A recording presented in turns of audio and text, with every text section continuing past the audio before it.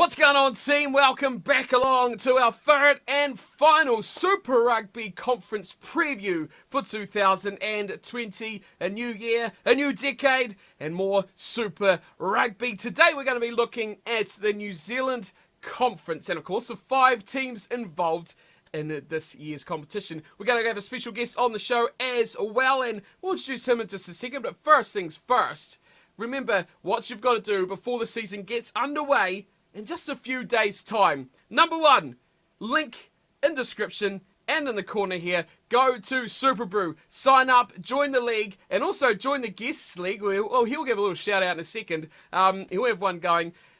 Make your picks, get involved, and try and beat us at picking the rugby this season. Also, point number 2, make sure you head to behindthepost.com where you can catch up with all the previews. If you don't like listening or watching, you can read. Great stuff. That's what all the cool kids don't do these days. And go check out everything on there, and we'll have plenty of articles and all sorts going on there as well. So make sure you go do those 2 things. And of course, once you've finished watching the video, you're more than welcome to go and do it. But first, special guest for the New Zealand Conference will be Paul from the Driving Maul. Welcome back, Paul. We thought we almost missed you, but you've made it in time for the start of the season. Welcome along. Thank you very much. Thank you very much. Now, hang on. What's this guest league thing you're talking about? Well, just what do you mean guest league? You Super Brew. Yeah, you said you had a guest league. No. Join the guests league. Oh, as join in the guests yours in the league. Okay, cool. Yes. Yeah. Now, Yes. So they can beat you. That's much more prestigious than beating me. Absolutely, beat the hat. Anyway, but also look, this is the final year of the decade, not the first year of the decade. The decade starts on the 21st. Come on. So is it is Sunday the first day of the week too? No, Monday's the first day of the week. All right, talking about rugby, nothing political. We talked about this before. No political gobbledygook on my channel. No. I tell you what. Look, we have got Look, it's a massive day for politics. We've had the New Zealand election has been announced 19th of September, folks. So the first question really that sprung to my mind was which My Time Cup fixtures are going to be impacted by that. I mean, obviously the turnouts with everyone rushing home to get into their electorate to vote and things. Who is going to be which team is going to have an empty stadium that day? Just like every other day of the week. I was about to say, just like every other game, be like election day every day. Oh, goodness me. Right, let's get on to the New Zealand Conference, because we'll try not to talk for 3 hours like we normally do. We haven't got the New Zealand Conference, of course. We're going to do it in alphabetical order, which is quite nice and tasty, because it starts off with... it needs to be a nice B word that means awful to go along with the Blues. Beautiful. So, the what? Beautiful Blues. Yeah, beautiful Blues. I mean, Sonny Bill Williams has left, so I'm not sure what you quite got on there. But the Blues, I mean, okay, it's the last year of the decade, whatever way you want to put it. But let's be honest about this Blues team. We'll have a look as soon as who's left and brought in. But it's the same old troubles, isn't it, for this Blues franchise heading into 2020?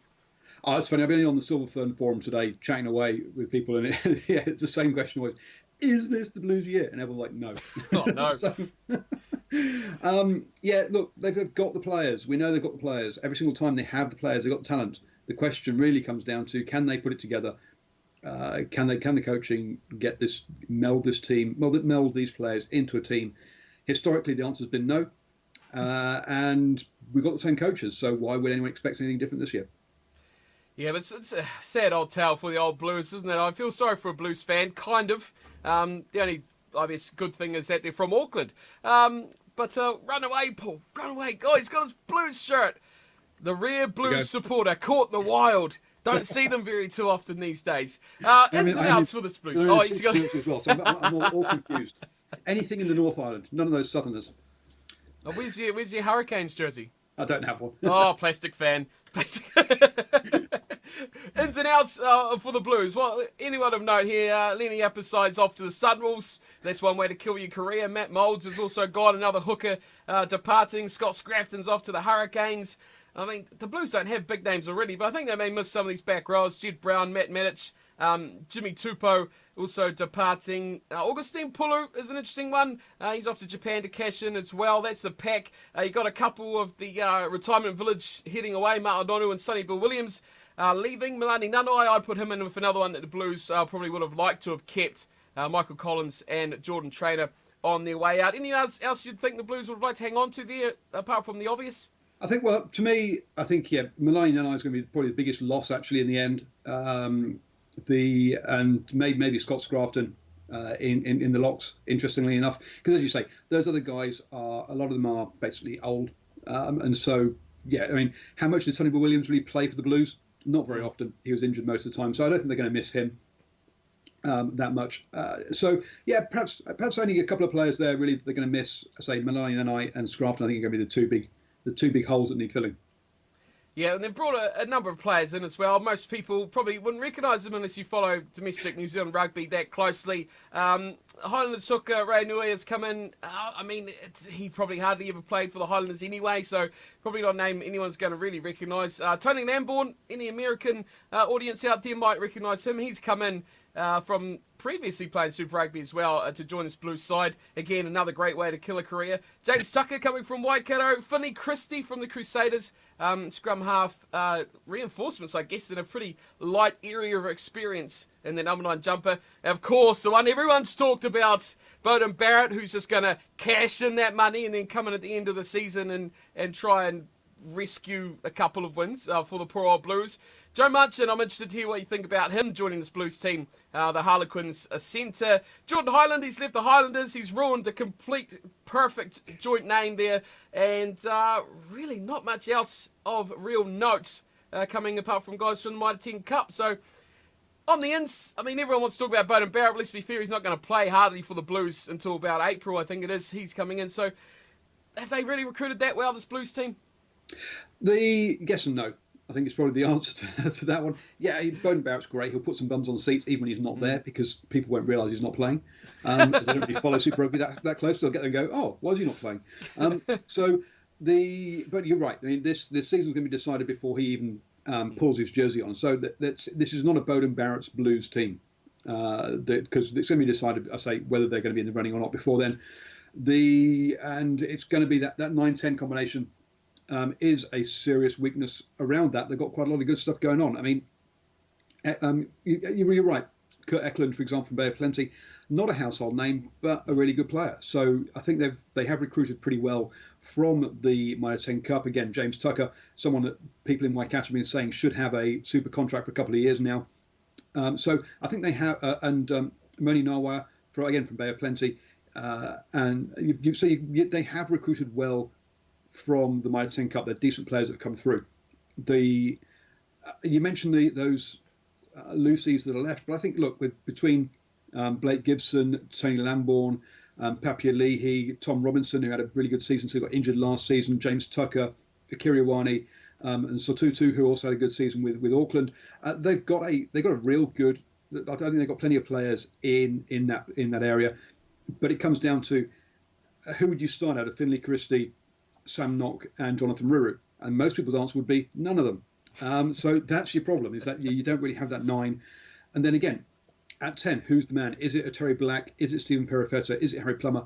3 guys who have promised at Mitre 10 Cup level, 3 guys who haven't produced it at super level, 2 of which, with the Terry Black and Stephen Perifetta, serious injury issues. I mean, they've had big time out.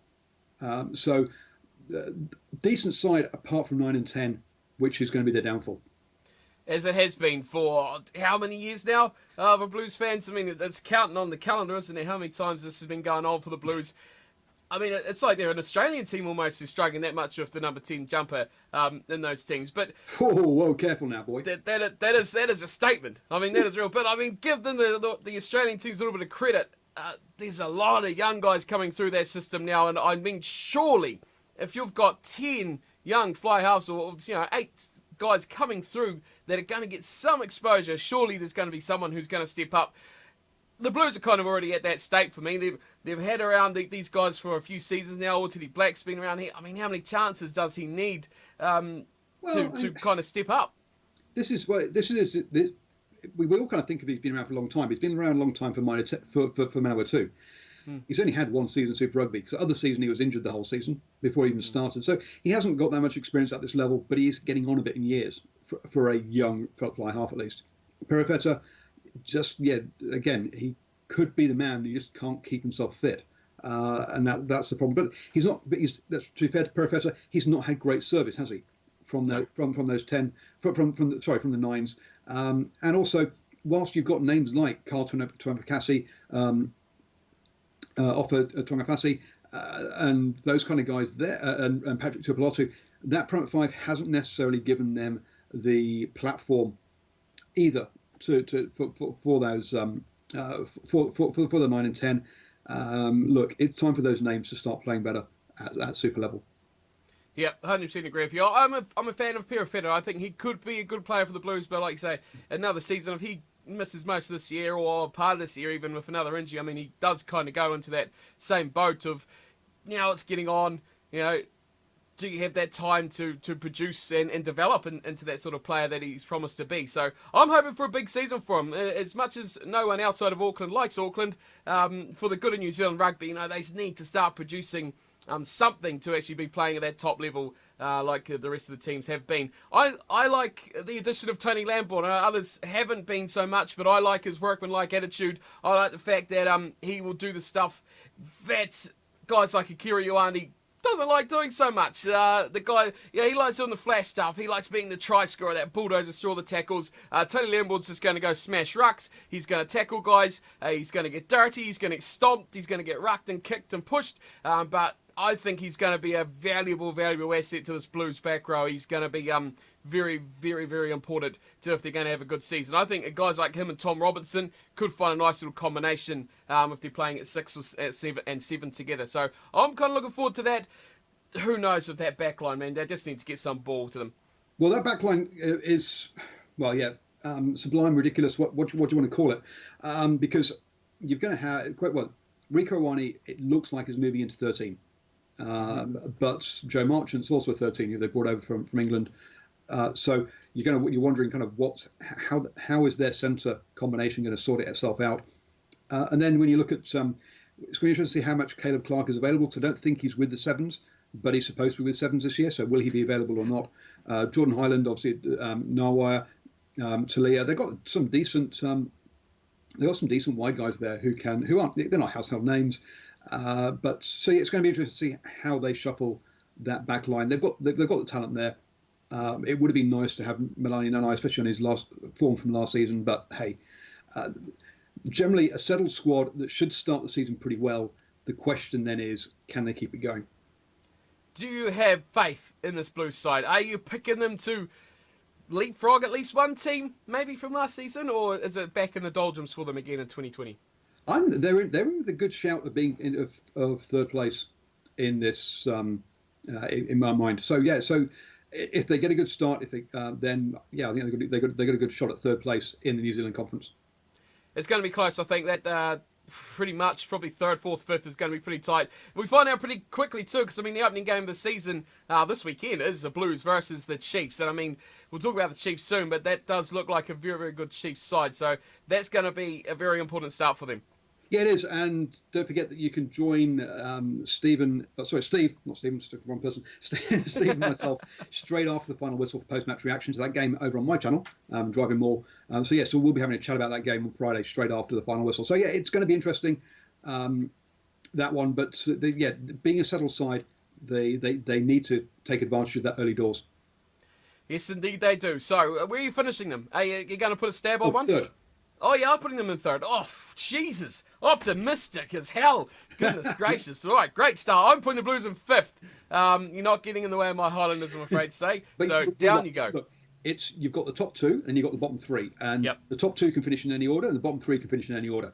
But they're not. But there's going to be daylight between them, between the two and the three. Yep.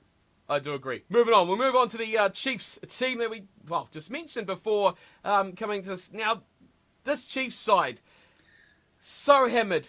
Injuries, previous seasons. They're the luckless side of New Zealand Super Rugby, aren't they?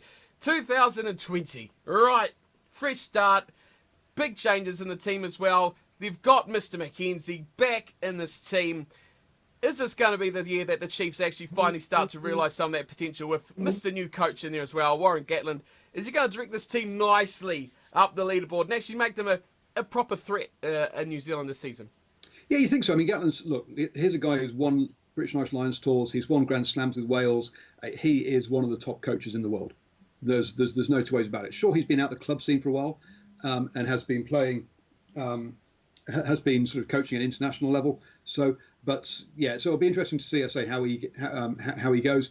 But it's going to be a matter of how quickly or how easily does he get get them playing in his style of play. You've got Aaron Cruden back as well. Caleb Trask had a decent season with Bay of Plenty. So yeah, look, they've got some decent players coming in. Players. The one area that I'm a bit concerned about is the engine room without Brady Retallick. That's the one area that I'm a little bit cautious about them. There's a guy who has won games on his own before, and they're not going to have that spark in the forwards this time. Yep, it definitely does make a difference losing a guy like that. Speaking of Warren Gatland, how much of an impact do you think he's had on the squad? Obviously, he wasn't named Chiefs coach not so long ago, in the contrast of preparing for a whole new season. Do you think he's had much to do with actually the new names he's brought into this team, or do you think it's largely been left to the rest of the staff for his team before the season got underway? Yeah, I think it's been, what's the guy's name? Tobiah? Matson? Matson Tobiah, probably to do most of that. Because let's be honest, Gatland was busy with Wales. He had a lot of stuff to do. So Tobiah Matson, I think, has probably had a lot of say in this. And I think he's probably the guy that's going to take over when Warren Gatland disappears for a year for the Lions next year.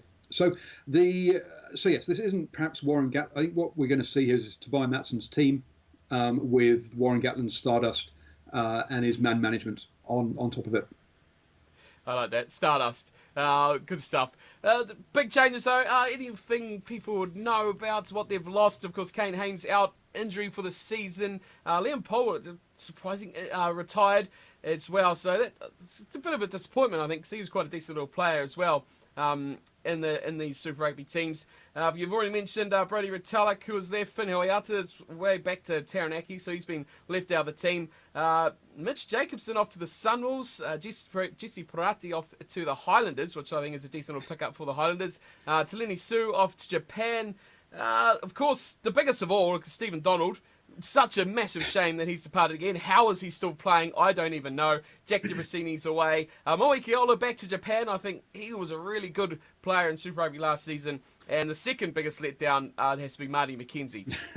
How could you do that to us? Marty is a legend for all of New Zealand teams.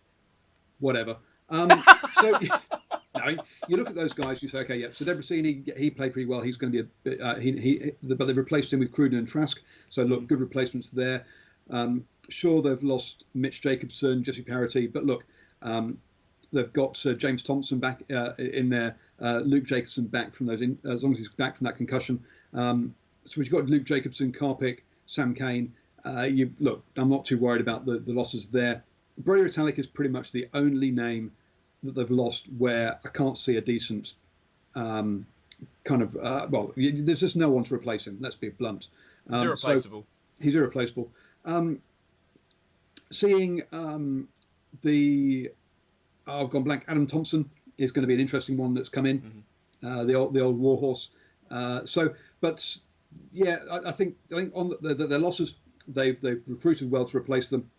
We should be seeing as soon as this team gets Warren Gatland's style of play, they're going to cause some. They're going to win a lot of games. The question is quite how long is it going to take them to get into that style. When Cruden joined relatively late, and let's be honest, he's going to be pulling the strings at 10, isn't he? With Damien McKenzie at 15. So it's going to be interesting to see just how long have Cruden and Gatland have they had long enough to get this team to play the way they want them to play.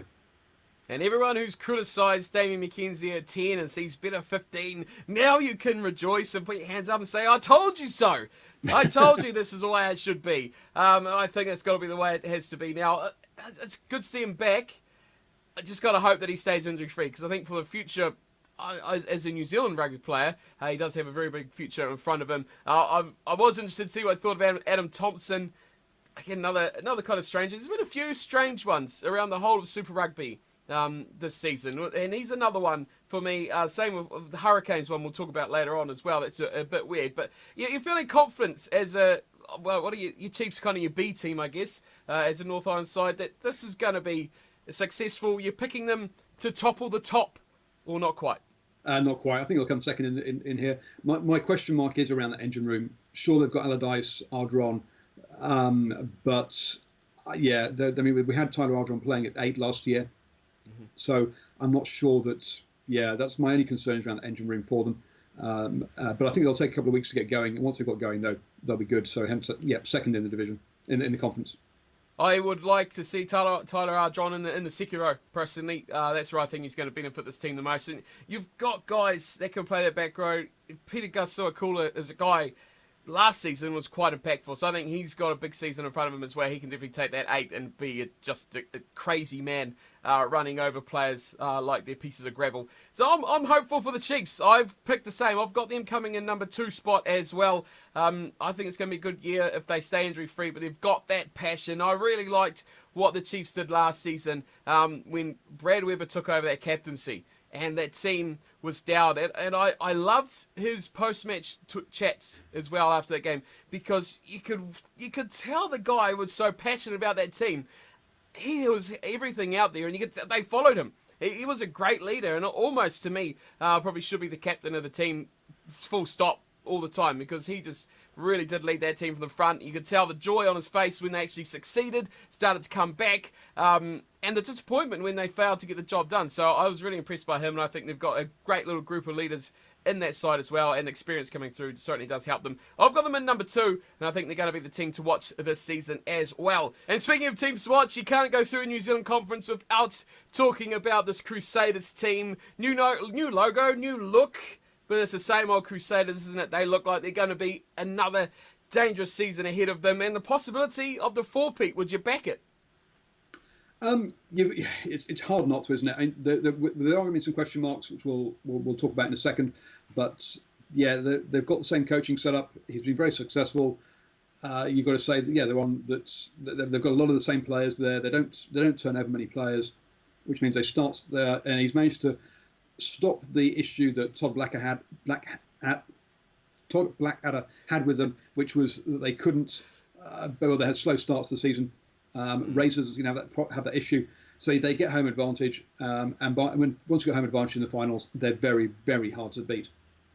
Yeah, the problem with this Crusaders team is you say that they retain players very well, which they do, but their whole squad is so good that you look through their outs and you say that is a really, really good bunch of players that they've actually lost. When you talk about Owen Franks, Tim Perry, Ben Fennell, Sam Whitelock, that's huge. Jordan Taufua, Matt Todd, again, Crusaders speaking. That's huge as well. Kieran Reid, need we say any more? Mitch Hunt is off to the Crusaders. Tim Bateman, Ryan Crotty. I'm not even going to mention Israel Dag. Israel Dag didn't really play last season either, did he? No. His time was up. His time was up, and Severin Rees managed to fill his shoes pretty well. just a little bit, yeah. Just a World Cup starting squad. But a lot of names out there, isn't there, for this side. Recruitment-wise, they've really picked up a whole pile of back rows. No one really in that Type 5 area for this team. So a lot of strength coming in through that side, and a lot of strength coming from Tasman as well, which really is the breeding ground of pretty much Crusaders B. Well, yeah, if you look at so the players they're bringing in, they're all from either Canterbury or Tasman, bar one, who is from North Harbour. So again, that continuity, that connectivity, that knowing how each other plays, it's there in spades. This is a team, that has got all that connectivity that someone like Ben Darwin talks a lot about, that you need for teams. What they have lost, as you say, is a lot of leadership, a lot of caps in that that pack, particularly with Franks. And this one's that the Crusaders scrum didn't look great when Moody and Franks were off last season. So that does need some fixing. Sam Whitelock, again, another guy who's pretty much irreplaceable, but I've got to say, with Barrett, Dunshay, Romano, they've got some decent guys there. Quinton Strange, also really very good, one of the best line operators in the tournament, but he's out for several weeks, apparently with injury, got announced today. So so within the locks, they could have some issues because, as I say, they are going to start to. There's only so many injuries you can really afford to have, and then it's really those flanking positions. Tafua and Matt Todd have gone. there isn't a natural. So you've lost what you basically that was your starting lineup, wasn't it? Last year was Todd, Tafua, and Kieran Reid. So you've lost your starting lineup of Lucy's, and I'm really concerned as to now. Fetty Douglas can step in for Reid. That's fine. I'm expecting Blackadder to step in onto that to own that 6 jersey. Yep. But that 7 jersey, I'm really worried about for them, and that's going to be a problem for them. Is going to be the breakdown potentially with Matt Todd moving on. You probably look at a guy like Tom Sanders. I think maybe that could take 7 if he wanted to. He's been with the Chiefs a couple of seasons as well as the Crusaders, so a bit of experience, relatively speaking, to him. So maybe he'll step into that sort of role for their Crusaders side. But there's also I can't remember which one it is, but one of them's an under-20s captain. So I mean, look, there's potential there, definitely. Oh, definitely, yeah. The problem is it's potential. And the potential doesn't always come through. You just know if the Crusaders, though, it's a bit more than just potential saying he looked good at Mitre 10 Cup. There's a little bit more of this team. They know, like you talked about with the Tasman and the Canterbury thing, they know how these guys operate, and they know because you've got guys that have played for Canterbury and played for the Crusaders playing with these guys, and they know that level. And they can tell, this guy's at that level. I think they've got a good inside running with 2 really top-of-the-line teams, and they spread that depth they've got with Tasman. It makes them an amazing side. Take nothing away from Tasman. I mean, they're brilliant organisation, but they just know when it comes to Crusaders time, they have that whole spread. And they've got such a group core of players that they can call on. They look really, really strong. An area I'll be concerned about is the number 10 jumper, losing Mitchell Hunt, which I think is a guy that really has kind of got to that level. I think he's solid enough. Not spectacular. He's not a first choice starter, but an off the bench kind of depth player. He's really, really good. Great pickup for the Highlanders, mind you. I'm not complaining at all. But for the Crusaders, they look past Richie Mo'unga and they see Mr. One Cap, Brett Cameron, and they see Fergus Burke. Now, There's area concern there. With the Blues, we're talking about it being a big season for players like Terry Black, Perifetta. It's also a massive season for Brett Cameron. Right, this is the season he has to step up, because let's be honest, Richie Mo'unga is an All Black starter, so which means he's only allowed to play 180 minutes in the first three rounds. He's also got to take 2 1-week breaks during the season, and he's not allowed to play more than 6 weeks on a trot as well. So Brett Cameron is going to get game time this season, and it's with Mitchell Hunt gone. So it really is time for him to step up and prove himself.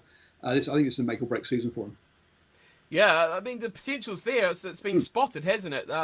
From the coaches and things like that. They obviously want to keep him around, stick him in there. I'm just trying to see when the Crusaders play the Sunwolves, because that is when they're... Oh, there it is, round 7.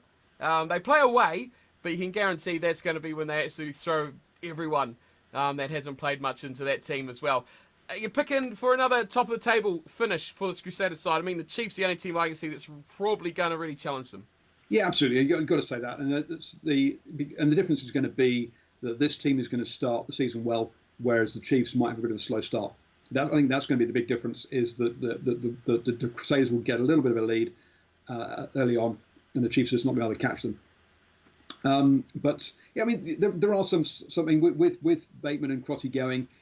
Good Hugh and Braden Ennell are going to start in the centres, which is good. But then you look at the replacements and you go Dallas McLeod and Finno in there, and you're like, well, okay, it's going to be interesting to see how they go. Again, potential, but how will it pan out? So there are some areas where there's a little bit of question marks, but they are very small question marks. And yeah, I can't see. Yeah, you got to say the Crusaders topping the group yet again.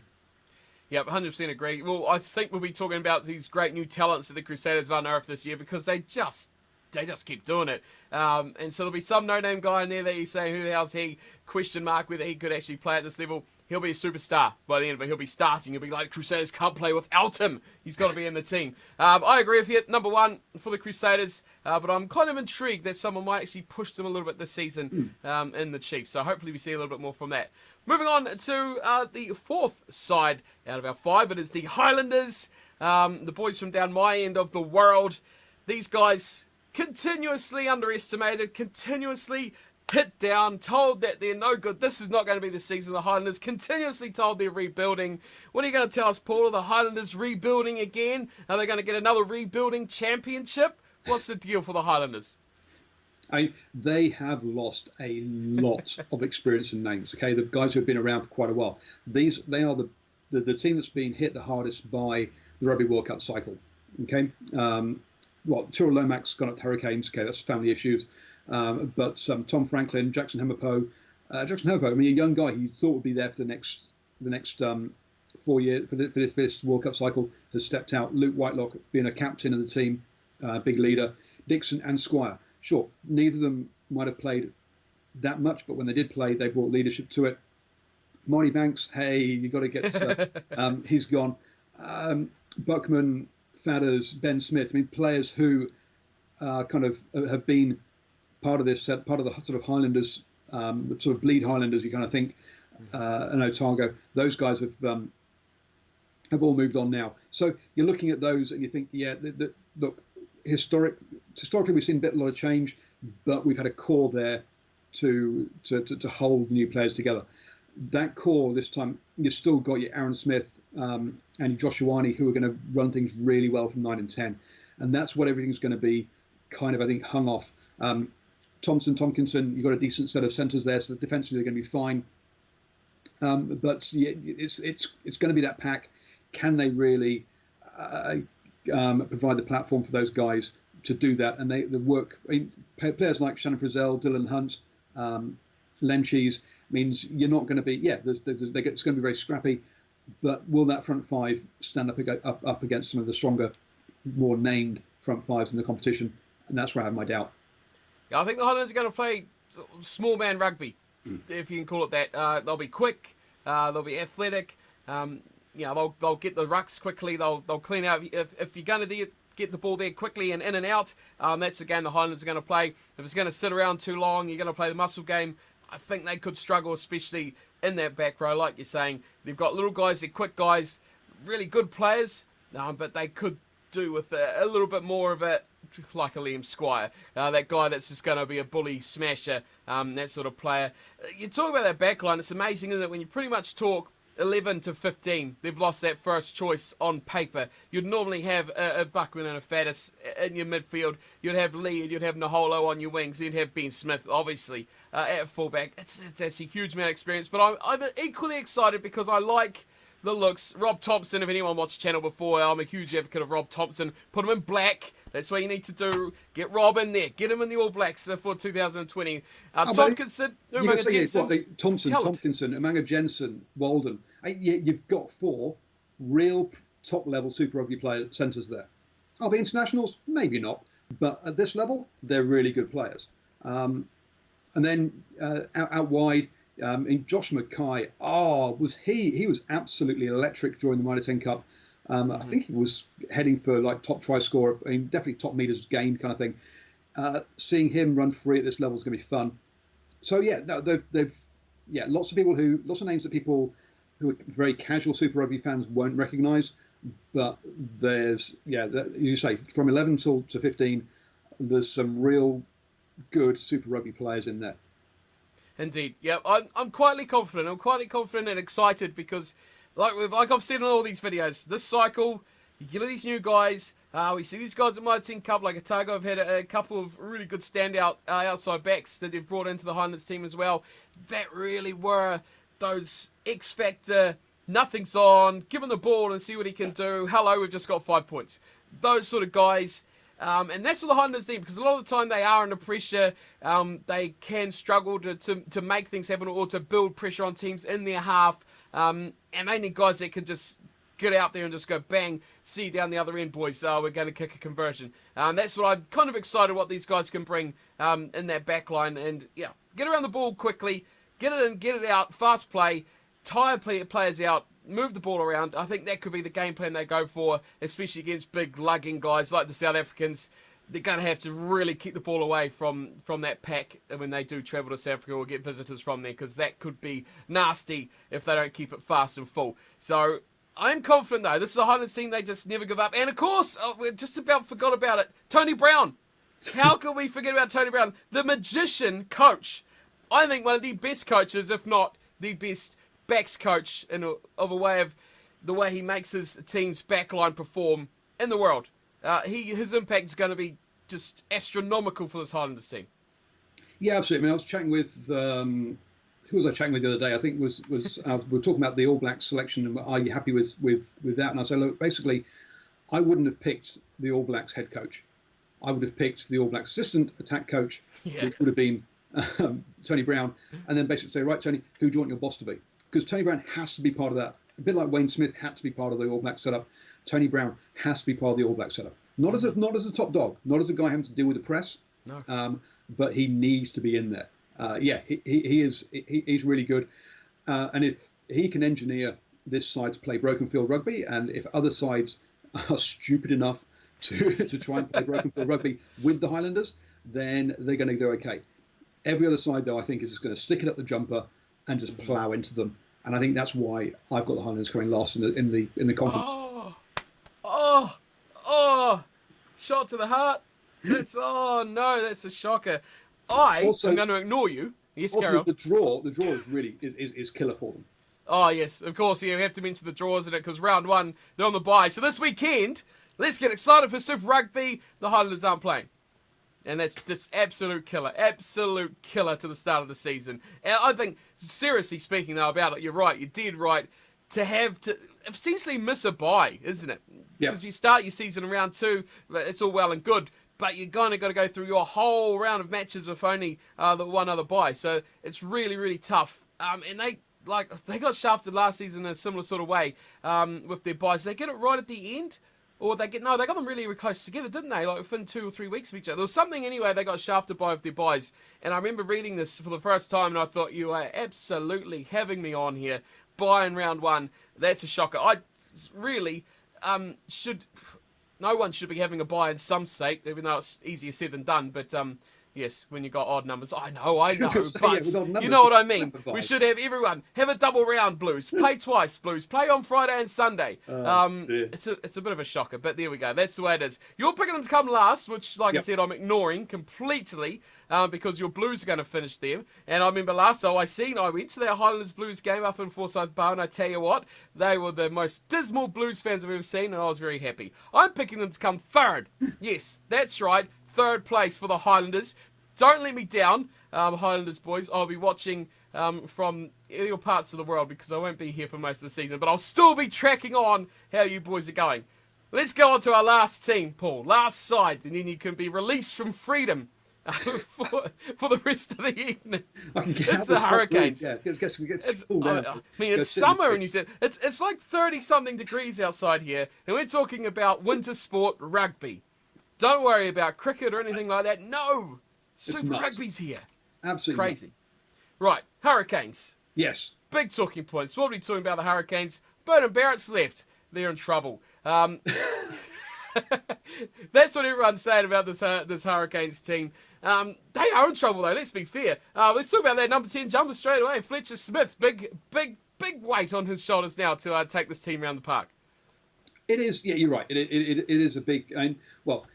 Jackson Gordon-Bashop had a decent Mitre 10 Cup season. Maybe he'll be in there. They've also got James Marshall as well. But you're right. This really is Fletcher Smith's big opportunity. He decided not to stay down in the Highlanders and move up with Hurricanes, and I thought it was madness. But now that Bowden's moved, this is a massive opportunity for him to claim that 10 jersey and to show that he is the best of the next generation. Because there's him, Josh Ioane, finding it out really for that next spot. So it's going to be interesting to see how he goes. He can kick off both feet from memory. So he's a good operator. He's going to have TJ Perinara, Jamie Booth inside him, so he's going to get good service, and he's going to have Lamapi outside him, which basically means I've got bad ball. Just give it to the big boy, and the big man will look after you. So, it's the perfect setup for him. He's got experience inside that can look after him. He's got someone outside he can just ship it onto, who will happily truck it up for him. So it's got all the right pieces. The just question is, has he got the head for it? Yep, but I do like what you said there, Jamie Booth. Yeah, I think that's a huge pickup. He was amazing for the Sunwolves last season. My standout player for the Japanese side. He was brilliant. So great to see him back coming to New Zealand rugby again and getting back into their environment. 10's big, but they've still got that killer backline, haven't they? They've lost a few players. I mean, Rayasi, he was okay, but he's gone to the 7, so will he come back and play? Who really knows? Matt Proctor, no one really cares when you've got the Lamapes and you've got the Arsos and the Houstons, the Lambs. My big question mark about this I talked a little bit about earlier, Cobus van Wyk from the Sharks. This just strikes me as a really strange signing. Do we not have wingers here in New Zealand, or why have they gone to South Africa to fish this guy out of the Sharks? It is. You're right. It's a really interesting one, isn't it? I mean, when you've got Houston, Lamb, Lowe, do you need someone else? With Geordie and Chase Tier as well. So yeah, I'm not sure they really needed him. But if you look at the Sharks side, though, and you look at who they've who their wingers are. I mean, Mapimpi, Mavovo, Nkosi, JP Peterson. I mean, he was behind some serious talent. Let's be honest. So and then my initial thought was, why the heck? Why are you going over there for it? Then I look at who the Sharks have got and who is behind, and I'm like, maybe this kid is, and I'm saying kid, I'm not quite sure how old he is. Maybe this kid has got something. 28. Not a kid, is he? He's an experienced player. Maybe there's something about him. I don't know. He looks a bit of a journeyman, as he's been around quite a few places. So it's a really, really interesting and strange pickup. I don't know why they've gone for him, but so it'll be interesting. I'm not sure he'll get much game time, to be honest. It is interesting. You kind of wonder what's in it for him. There could be personal reasons that we don't know about, or things like that. So, I mean, who really knows that side of things? But from a rugby perspective, is he going to really set himself up any more in New Zealand than he is anywhere else? I mean, he could go over and play for the Rebels or the Waratahs, or so, an Australian team where he could actually make a massive impact in some of those sides and be a shining light. I don't think he's going to be a shining light in this Hurricanes team. Probably not in any of the New Zealand sides, unless the Blues, of course. Oh, of course. It's hard to see him getting much game time. But hey, they've spotted something. I say he was behind some real big talent there. Maybe they want the experience of someone with a bit level head and stuff rather than a kid coming in. I don't know. But it seems strange. Maybe he's just filling in while Rayuski plays sevens this year and comes back again next year. I really don't know. But yes, it's a strange one, but at the end of the day, look, you're going to have Lamapi, Billy Proctor or Danny Atwala, and then Arso, Houston out wide with Ben Lam as well, and then Barrett and Chase Tier. Look, they're going to score lots of points at some point. The question is going to be around the defence and around that front, but that sort of the pack really more to give them the platform. And I think players like Tyrrell Lomax coming in, Scott Scrafton, I think there's some pretty good signings there to try and bulk up that pack. Yeah, they have lost the old firm, though, haven't they? Old Toby Smith, but mainly Jeffrey Tumunga-Allen. Boy, I thought he was a lifer, that guy. I thought he was just going to play for the Hurricanes forever. But I think Lomax is their big signing. That was huge to get him from the Highlanders, because he's a guy who's going to be around, presumably for a long time, unless someone throws cash at him. But he really bolsters up their front row very, very nicely. They're sorted a hooker. Goodness, don't even talk about a hooker for this Hurricanes team. They are sorted for days here. Second row, of course, solid guys. Walker Leareri is a guy I really like, so I want to see more from him. I think he could be a top-level guy as well on that team. He's got solid players around him as well. Missing Adi Savia for a while this season, of course, with his surgery. It's going to be huge. Again, one of the best players in the world. He just carries the team everywhere with him. But yeah, they got some big power players. Duplessis Karifi is a guy I think is going to be top-level player as well. But of course, still got Vai Fafita there. And Gareth Evans as well is a bit of a solid player who doesn't do much wrong and does the sort of Tony Lamborn stuff I was speaking about earlier. So I think they're quite sorted there. The player I'm interested in there is Murphy Turamai. Took himself off to Major League Rugby last year, came back, played for North Harbour. So he's had a lot of rugby under his belt. It's not like, and a lot of over in Major League Rugby, he will have been expected to be one of the leaders of that group. So yeah, it'll be interesting to see how he's matured and how he goes in this group and whether he can get himself some game time. Yeah, indeed. I think they look quite good on paper. I just think it's going to be a big question mark as to how they go in that link, really, between the 9 and the 12. That's a big question mark, so that number 10 jumper for mine. And what they get out of Fletcher Smith, who should, well, he'll be the target. Right? He's going to be the guy that everyone's going to gun for. Perenara, they know what Perenara's about. They know what Lamapi's all about. Don't worry about them. Go for the new guy. Well, he's not really the new guy. Go for the young kid. Big pressure on him to step up to it. So, confident for the Canes. I mean, you've already dumped my Highlanders. You're overly optimistic about your Blues, so I'm picking you're dropping these guys to sit in fourth. I am, but the more we look at it, the more we talk about it, if the better they look. The better they look, exactly. Yeah. Yes. If Fletcher Smith clicks, yes, this could be a championship side. But it's a massive if, isn't it? He's not a big fella. He's as side is going to get a lot of traffic down that 10 channel, and it's whether the Hurricanes can look after him basically at the end of the day. I'm putting him in fourth. But as I say, could be dark horses to suddenly to go all the way if Fletcher Smith really clicks. And I think the big question with him is going to be that top 2 inches part, isn't it? Mentally, yes, he's going to have a bad game. Yeah, he's probably going to lose matches. He's going to kick touching on the full in a killer time of the game.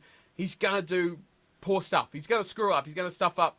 How does he recover? How does he come back out the next match? How does he come back the next phase? That is going to be the biggest thing for him.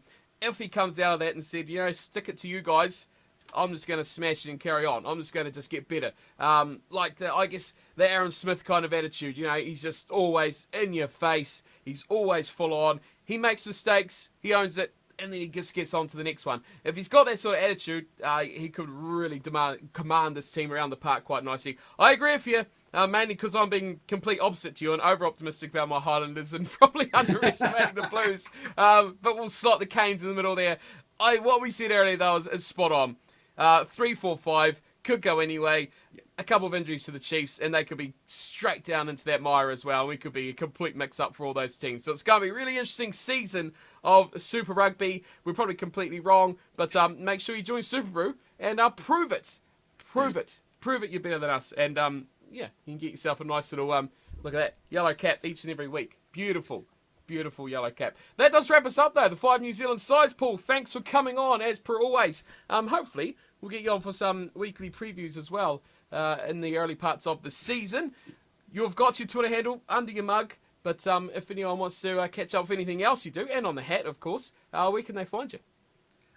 Driving Maul Twitter channel, YouTube channel, and DrivingMaul.com is where it's all at. And don't forget to remember to join Cornflake and I for the post-match reaction to the Blues versus the Chiefs, the very first game of the Super Rugby season. It's going to be exciting. It's going to be fun. So join us. It'll be about 9:05 on Friday, we'll be answering some questions. We'll see how many yellow cards we get as well, because that's what's going to be coming up. Yellow cards. Angus Gardner back in action this season. Can't wait to see him. Not. But that is it. Thanks for coming by. Thanks for stopping by, Paul, and having a chat. Thanks for everyone tuning in and watching. That is it for our 3 matches. Make sure you check out Behind the Post. Get your visual previews going for each and every week as well. And I'll see you for the round 1 preview. That'll be coming up in a couple of days as well. Until then, thanks for watching. Take care. Missing you already.